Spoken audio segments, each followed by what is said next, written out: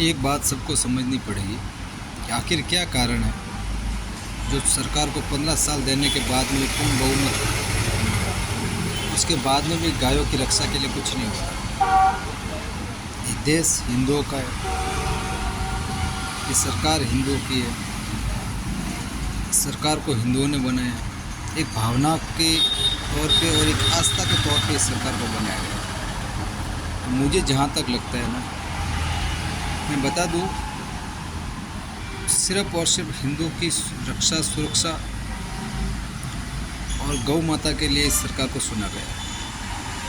इस सरकार को ज़्यादा विकास के चक्कर में नहीं चुना गया। अगर ये सरकार ये सोचती है कि हम विकास तो बहुत दूर की बात है, ठीक है ना।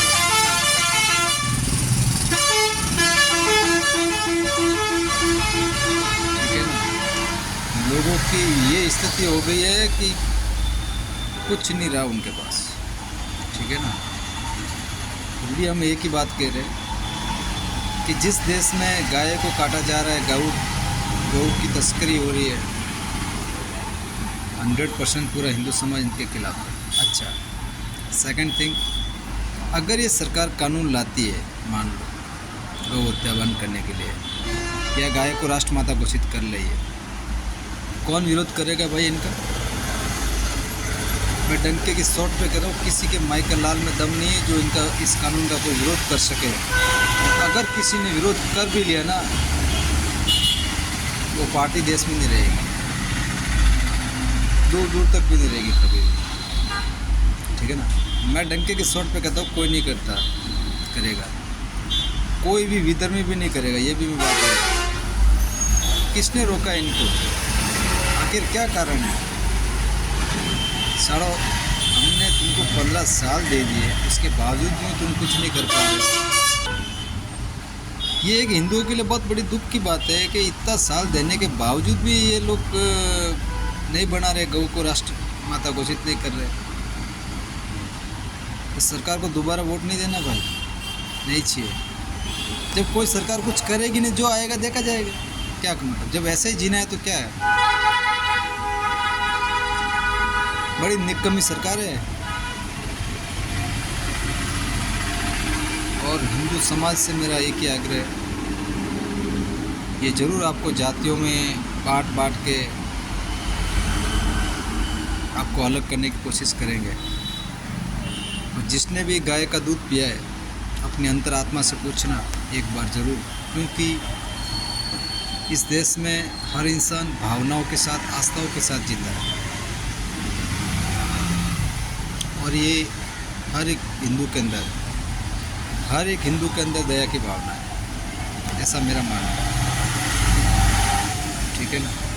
इसलिए जिसने भी गाय का दूध पिया है, भगवान के वास्ते गौ को राष्ट्रमाता घोषित करने के लिए अपना संपूर्ण योगदान करें प्लीज़। अगर हिंदुस्तान में हिंदुओं का देश होते हुए भी अगर तुम ये कानून नहीं कर पा रहे हो, तो डूब मर जाना चाहिए ऐसे सरकार।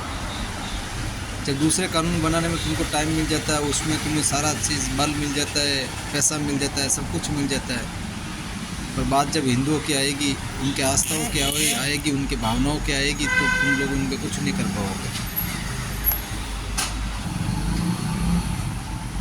जहाँ तक मेरे सर्वे के अनुसार मैं बता देता हूँ, करीब 2013-14 के आसपास, 13 से पहले मान लो 56 नंबर पे गौ बीफ में कंट्री का नंबर था, दूसरे नंबर पे। सोचो कहाँ फॉल्ट है।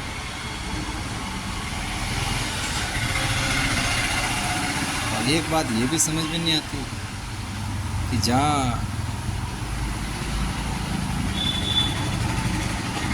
हिंदुओं के अनुसार जब मुस्लिम आबादी ज़्यादा होती है, वहाँ हिंदू मुसलमान के अनुसार वोट लेंगे। जहाँ सिर्फ हिंदुओं की आबादी ओनली 4, वहाँ ओबीसी, एसटी, एससी जनरल करके वोट लेंगे। तो सीधा सा इनका फंडा है कि जोड़ तोड़ करके भी, जनता को तोड़ के भी इनको उनकी सरकार चलानी है ओनली 4, ठीक है ना। इनको आपकी भावना आस्था से कोई लेने देना नहीं है, दूर दूर तक भी लेने देना नहीं है। और जितने भी नेता है, कोई भी पार्टी मान लो आप, इनमें कोई भावना नहीं होती, कोई दया दृष्टि नहीं होती। ये मेरी नज़र में तो क्या बोलोगे, ठीक है ना।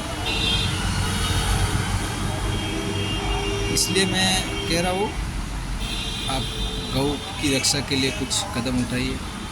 अगर सरकार नहीं मानती है ना, अगर सरकार ये नहीं करती है, मत दो वोट, कोई ज़रूरत नहीं ऐसी सरकार की। जय हिंद, जय भारत।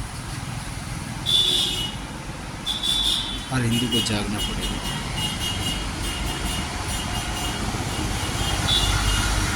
सोचो, जब आप गहराई में जाओगे ना, इस सरकार को कोई और ही चला रहा है, इनके ऊपर प्रेशर किसी और कंट्री का ही है, ठीक है ना।